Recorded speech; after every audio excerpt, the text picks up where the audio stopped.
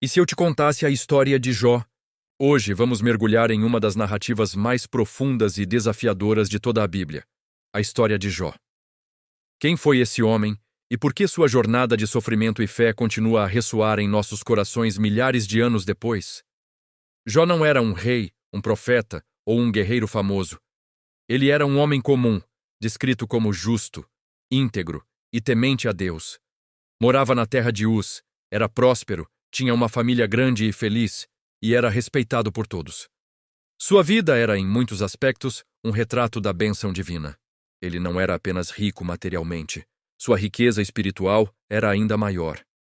Jó praticava a justiça, cuidava dos pobres e órfãos, e mantinha uma relação de profunda reverência e obediência a Deus.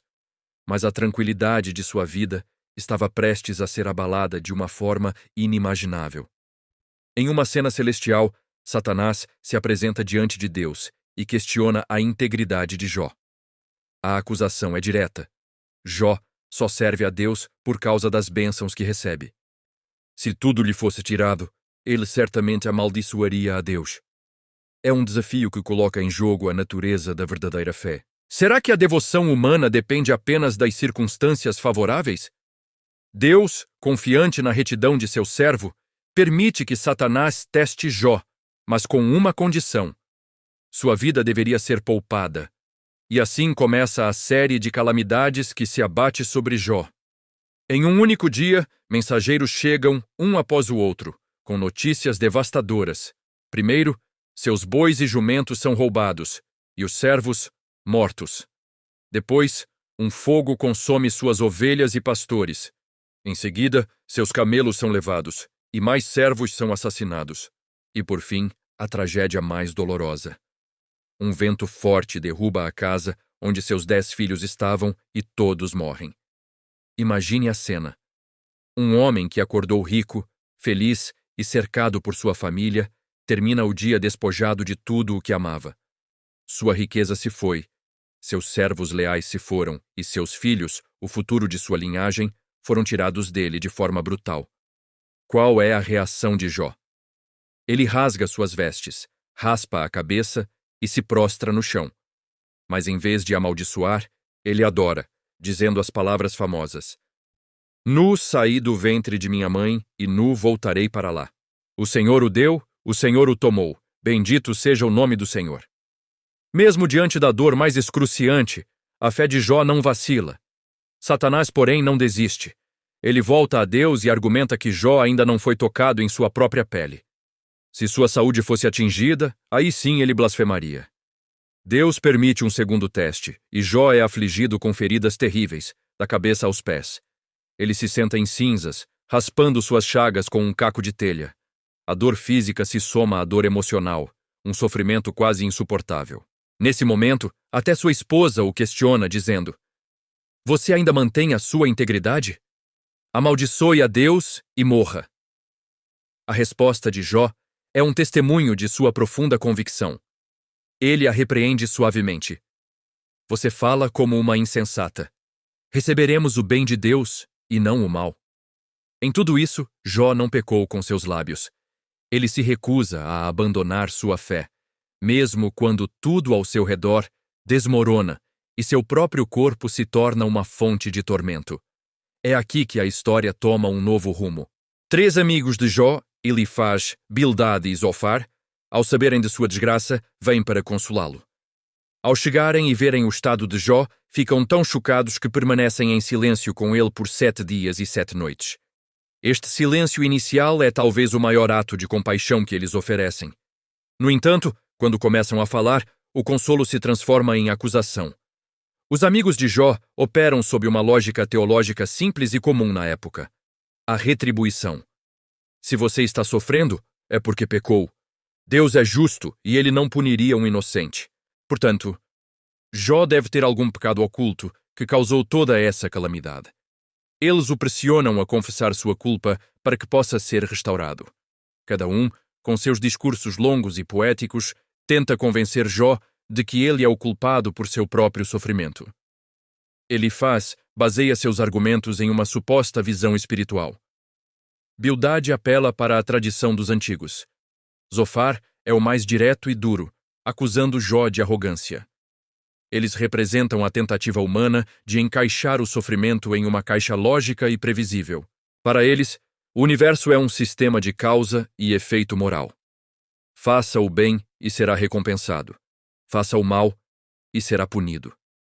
A situação de Jó, um homem justo sofrendo terrivelmente, simplesmente não se encaixa nesse modelo.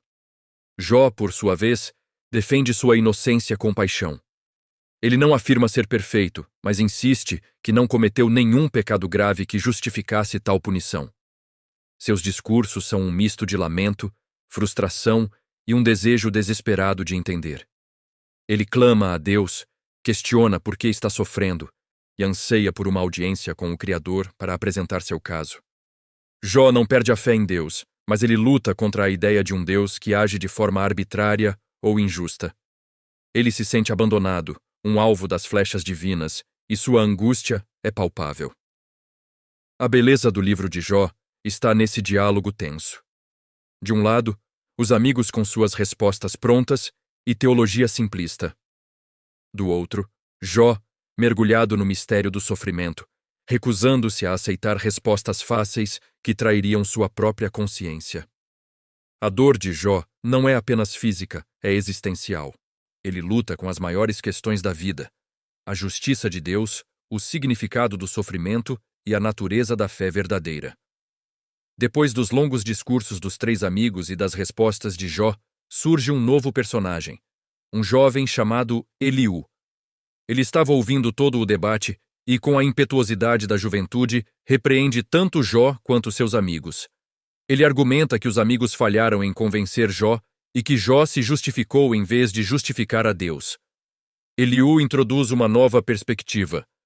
O sofrimento pode não ser apenas punitivo, mas também corretivo e educativo. Deus pode usar a dor para purificar, ensinar e aproximar a pessoa de si mesmo. Embora mais sábio que os outros três, Eliú também não consegue resolver completamente o enigma. Finalmente, quando todos os argumentos humanos se esgotam, Deus responde. Mas a resposta não é o que Jó ou seus amigos esperavam. Deus não explica por que Jó sofreu. Ele não revela a aposta celestial com Satanás. Em vez disso, Deus fala a Jó de dentro de um redemoinho, e o que ele faz é questionar Jó. Com uma série de perguntas poéticas e poderosas, Deus revela a Jó sua imensa sabedoria e poder sobre a criação. Onde você estava quando lancei os fundamentos da terra? Você já deu ordens amanhã ou mostrou à alvorada o seu lugar? Você pode amarrar as belas Pleiades ou desatar as cordas de Órion. Deus fala sobre as maravilhas do universo, desde os fenômenos naturais até o comportamento dos animais selvagens, como o leão, o corvo e os monstros míticos, Behemoth e Leviatã. O ponto do discurso de Deus não é humilhar Jó, mas expandir sua perspectiva.